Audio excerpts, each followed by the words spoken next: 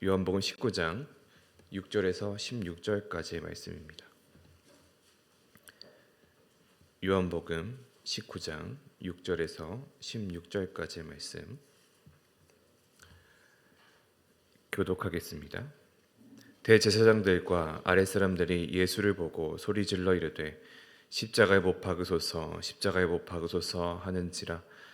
빌라도가 이르되 너희가 친히 데려가다가 십자가에 못 박으라. 나는 그에게서 죄를 찾지 못하였노라.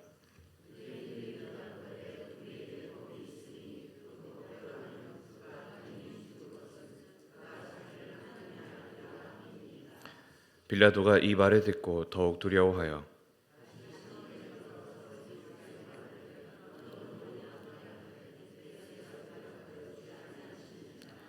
빌라도가 이르되 내게 말하지 아니하느냐. 내가 너를 놓을 고난도 있고 십자가에 못 박을 고난도 있는 줄을 알지 못하느냐.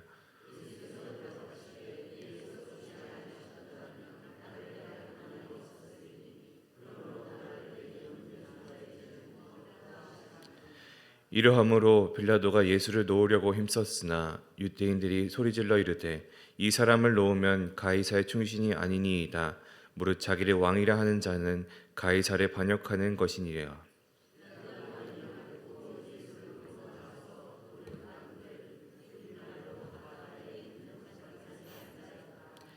이 달은 6월절의 준비일이요 때는 제6시라. 빌라도가 유대인들에게 이르되 보라 너희 왕이로다.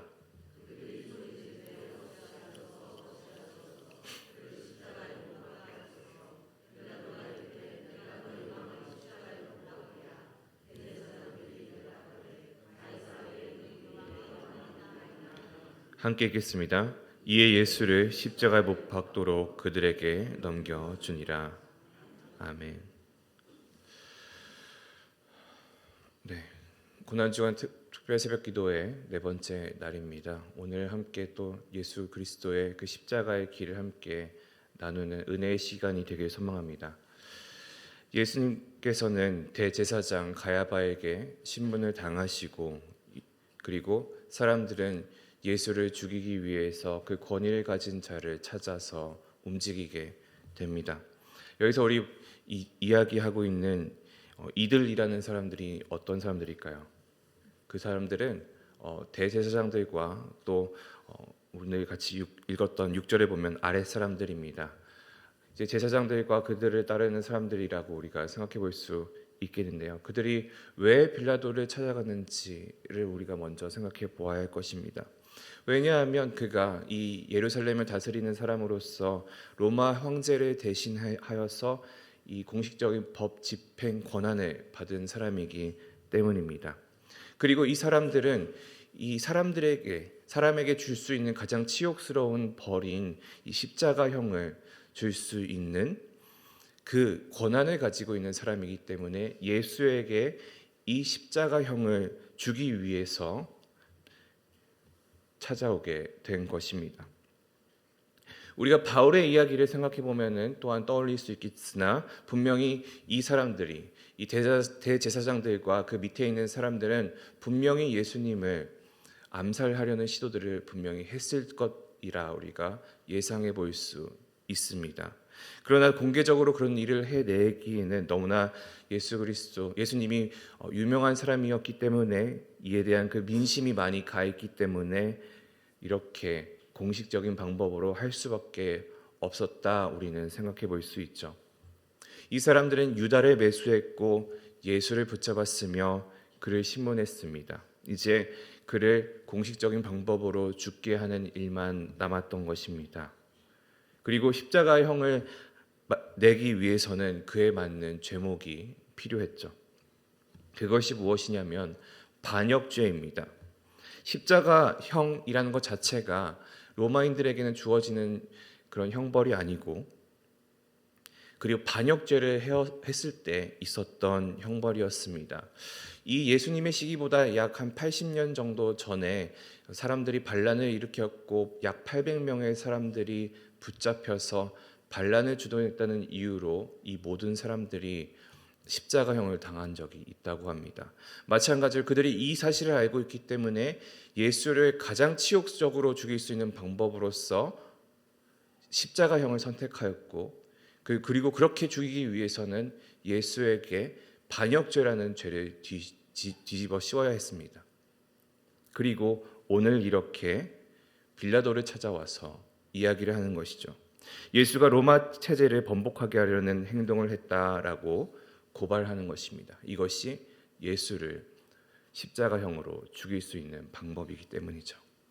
빌라도를 찾아가서 이런저런 이야기를 하게 됩니다.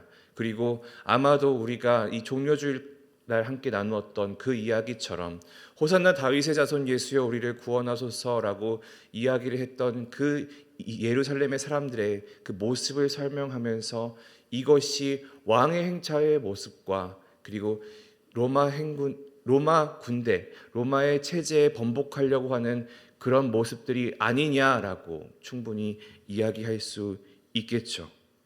왕의 행차를 보여주고 있고 그런 행차가 어떻게 로마 통치하에 있는 예루살렘에 존재할 수 있겠느냐, 그런 이야기를 했을 것입니다. 여기서부터 우리가 생각해야 될 것은 이 재판관으로 이 예루살렘의 통치자로서 나타나고 있는 본디오 빌라도가 가지고 있는 성향입니다. 그는 똑똑한 사람이었습니다. 무엇이 옳고 그른지 사리를 분별할 줄 아는 사람이었고 그러기 때문에 계산이 빠른 사람이었습니다.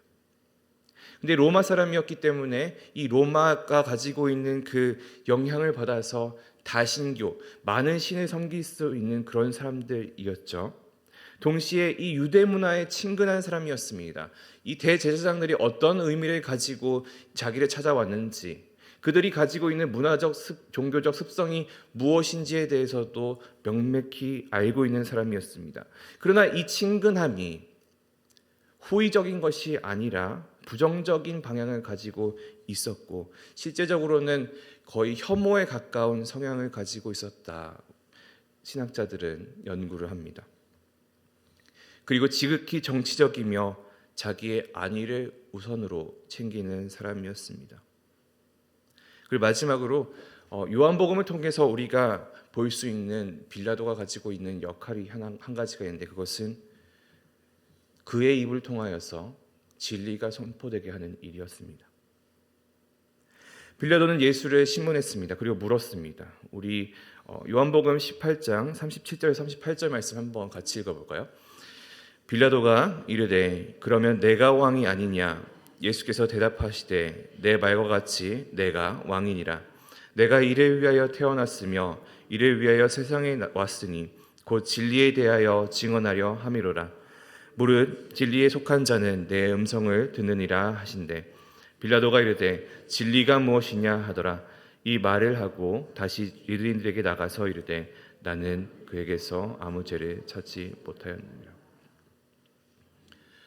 빌라도가 가지고 있었던 한 가지 질문이 있죠. 진리가 무엇이냐라고 이야기를 하는 것이었습니다. 진리가 무엇이냐. 그리고 이제 예수님께서는 19장을 통해서 이 진리를 요한복음의 독자에게 그리고 또 빌라도에게 알려주시는 것이죠. 본문으로 오늘 돌아와서 빌라도는 그 예수의 행위가 로마의 위협이 되지 않는다라고 이야기합니다. 왜 그렇게 이야기를 하는 거죠? 우리가 방금 같이 읽었었던 그 본문에서도 나타나고 있지만 또한 그 바로 앞에 있는 그 성경 말씀에서도 이야기합니다. 예수님께서 이렇게 이야기하셨습니다. 18장 36절인데요. 예수께서 대답하시되 내 나라는 이 세상에 속한 것이 아니니라. 만일 내 나라가 이 세상에 속한 것이었더라면 내 종들이 싸워 나로 유대인들에게 넘겨지지 않게 하였으리라. 이제 내 나라는 여기에 속한 것이 아니니라. 예수님께서는 빌라도가 납득할 만한 그런 이야기를 해주셨습니다. 나의 나라는 이 세상에 속한 것이 아니다. 내가 왕은 맞지만 그 나라가 이곳에 속한 것이 아니다.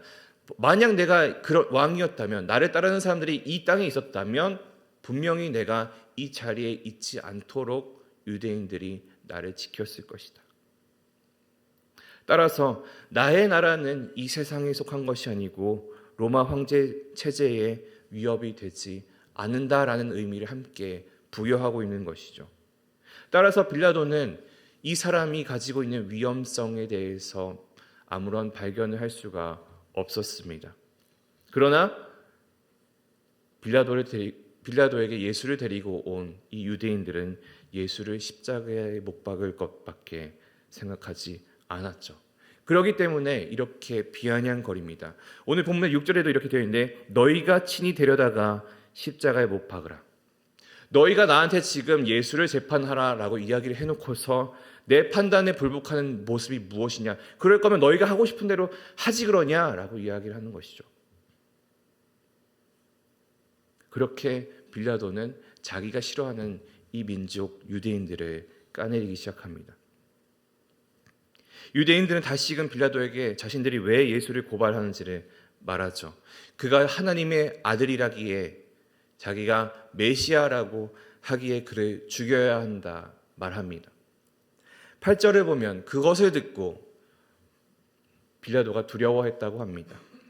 어떤 사람들은 특별히 오늘 우리가 같이 읽는 그 묵상집 같은 경우에는 이 폭동을 두려워했다라고 이야기를 하기도 합니다. 그러나 우리가 문맥을 보게 된다면 그리고 이 신적 존재라고 하나님의 아들 혹은 메시아라고 이야기를 하고 있는 이 예수의 존재 때문에 빌라도가 두려워하는 것입니다. 혹시 이것이 사실이면 어떠지?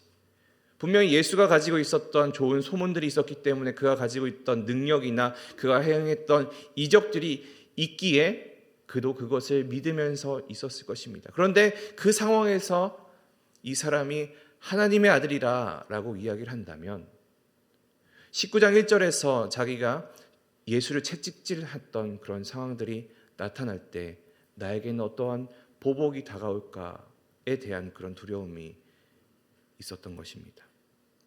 정말 이 사람이 하나님의 아들이라면 내가 과연 온전할 수 있을까?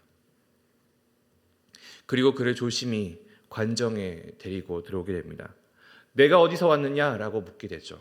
그리고 예수는 침묵합니다. 그저 예수님께서는 이사야서의 말씀을 실현해낼 뿐입니다. 이사야서 53장 7절의 말씀인데요. 그가 곤욕을 당하여 괴로울 때에도 그의 입을 열지 아니하였으며 마치 도수장으로 끌려가는 어린 양과 털 깎는 자 앞에서 잠잠한 양같이 그의 입을 열지 아니하였도다. 빌라도는 이렇게 이야기하는 거죠. 너가 어떻게 이야기를 하느냐에 따라서 내가 너를 살릴 수도 있고 죽일 수도 있다. 너를 십자가에 못 박히게 할 수도 있고 너를 자유롭게 풀어줄 수도 있다. 그런 말에 조금의 두려움을 담아서 이야기했을 것입니다. 그리고 예수님께서는 그에게 대답하시죠. 11절을 보시면 위에서 주지 아니하셨더라면 나를 해할 권한이 없으리니. 이것 또한 이 고난 또한 그리고 이렇게 내가 받고 있는 재판 또한 여호와 하나님의 계획하심 안에 있는 것이다. 너가 무슨 권한을 갖고 있는 것이 중요한 것이 아니라 이 권한은 나를 죽이고 나를 십자가에 못 박게 하는 그 권한은 오직 여호와 하나님 앞에 있는 것이다. 너에게 무슨 권한이 있는 것이 아니다라고 말하는 것이죠. 진리와 권위는 하늘로부터 오는 것입니다. 그리고 그것이 빌라도나 유대인들을 통해서 오는 것이 아님을 예수님께서는 선포하신 것이죠. 그리고 빌라도는 예수를 석방하려고 합니다. 죄를 찾지 못했기 때문입니다. 빌라도는 그를 사면할 수 있는 권위가 있는 사람이었죠. 그렇기 때문에 유대인들은 빌라도를 협박합니다. 당신 이 사람을 놓으면 더 이상 가이사의 충신이 아니다. 어떤 옛날에 우리가 읽었었던 개역 한글판에 보면 가이사의 친구가 아니다라고 이야기를 합니다. 이러면서 협박을 하는 것이죠. 너가 예수를 풀어주게 된다면 우리가 가이사에게 상소하고 그에게 불만을 제기하겠다. 이미 이 빌라도에게는 그 가이사에게 불만을 표시했었던 유대인들의 그 일화가 이미 있었기 때문에 이것이 어떠한 영향을 자기에게 끼칠 수 있는지에 대해서 알고 있었습니다. 또 마침 이 글라우디오 가이사가 편집증에 걸린 것처럼 매사에 민감해하고 그리고 그것 때문에 많은 사람들이 자리를 잃고 목숨을 잃고 있었던 것이 그 당시의 현실이었기 때문에 이 상소 한 번, 빌라도가 반역죄를 짓고 있는 한 사람을 봐주려고 한다라는 그 상소 한 번이면 자신의 목숨이 날아갈지도 모르는 그런 압박을 받게 되는 것이기 때문입니다. 그렇게 이들은 협박을 했습니다. 빌라도는 똑똑한 사람이고 여전히 정치적인 사람이고 여전히 유대인들을 싫어했던 사람이었습니다. 그렇기 때문에 다시금 이렇게 이야기를 하며 조롱하죠. 예수를 재판석에 세웁니다. 이 재판석이라는 것은 판사의 자리라는 것을 이야기하는 것이거든요. 죄인을 판사의 자리에 세우고 그리고 이야기를 합니다. 14절의 마지막 부분인데요. 이르되 보라 너희의 왕이로다. 예수를 재판석에 세우고 예수가 유대인들을 보는 위치에 세우고 그리고 예수는 너희의 왕이다라고 빌라도는 이야기를 합니다. 아이러니하게도 빌라도는 진리를 선포하게 됩니다. 판사석에 선 유대인의 왕 그리고 그를 바라보던 유대인들 마치 최후 심판의 날에 어떠한 모습이 보여지게 되는지를 미리 보는 듯합니다. 결국 자신의 생존을 택한 빌라도는 예수를 십자가에 못 박도록 하였습니다. 오늘의 본문을 보면은 빌라도는 예수에게 선택하게 합니다. 십자가에 달려 죽는 길을 선택할 것인지 아니면 목숨을 안위할 수 있는 길을 선택할 수 있는 것인지 그렇게 둘 중에 하나를 선택하도록 이야기를 하죠. 하지만 예수님이 선택하신 길은 그 목숨을 죽이고 살리는 일이 아니라 진리가 선포되고 하나님의 언약이 성취되며 그 크신 뜻, 우리를 구원하시는 그 길을 선택하신 것입니다. 그렇기 때문에 예수님은 그 언약의 성취를 위해서 진리를 위하여서 침묵을 선택하셨습니다. 죄가 없으셨지만 죄인이기를 선택하신 것이죠. 십자가에 죽기로 선택하신 것입니다. 이것이 권위자인 여호와 하나님의 섭리, 그 크신 하나님의 뜻 안에 있는 길이기 때문입니다. 하지만 유대인들은 그와는 반대로 선택을 하였었죠. 그들이 충분히 예수 그리스도를 옹호하고 그를 살리려고 노력을 할 수 있었겠지만 그들은 그들의 진리라고 생각하는 그 교리에 따라서 예수를 죽이고 자기의 그 유익을 따라서 하나님을 떠나고 부정합니다. 이스라엘의 왕은 유일하신 한 분 여호와 하나님이시어야 했지만 그들은 왕을 버리고 가이사를 따르는 그런 모습을 보이게 되었습니다. 이렇게 이야기를 하죠. 가이사 외에는 우리에게 왕이 없다.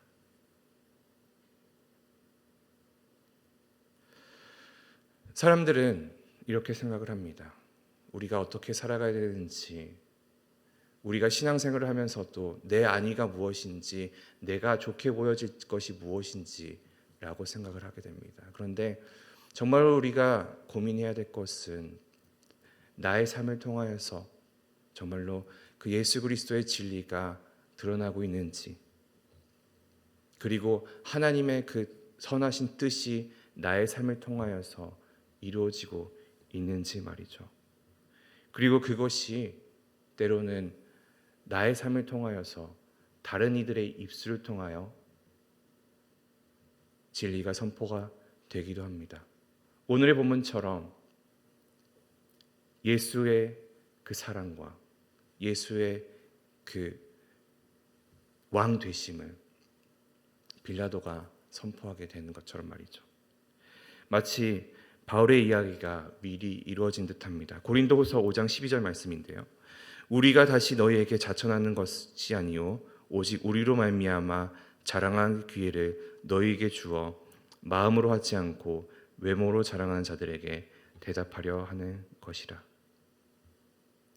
예수의 길은 진리가 선포되는 길이고, 예수의 길은 죄인이 아닌 사람이 죄인으로서 살아가는 것을 선택하는 길입니다. 그리고 이방인들로부터 진리가 선포가 되는 길입니다. 예수 그리스도께서는 그 십자가의 길, 진리의 선포의 길을 선택하셨습니다. 우리가 이 세상을 살아가면서 우리는 어떠한 길을 선택하며 살아갈지를 고민해 보아야 할 것입니다. 무엇이 예수님 보시기에, 하나님 보시기에 옳은 길인지, 무엇이 내가 바라는 길인지, 어떤 것들이 상충되고 살아가고 있는지 그것을 보고 내 안에 살아계신 예수 그리스도가 나를 위해서 십자가에 달려 돌아가신 그 길을 선택하신 예수 그리스도가 만드신 길인지를 우리가 생각하고 또 선택해 나아가야 할 것입니다. 우리가 온전히 그 진리의 길을 따라 나아가는, 그것을 선택해 나아가는 우리 모든 성도들에게 소망합니다. 기도하시겠습니다.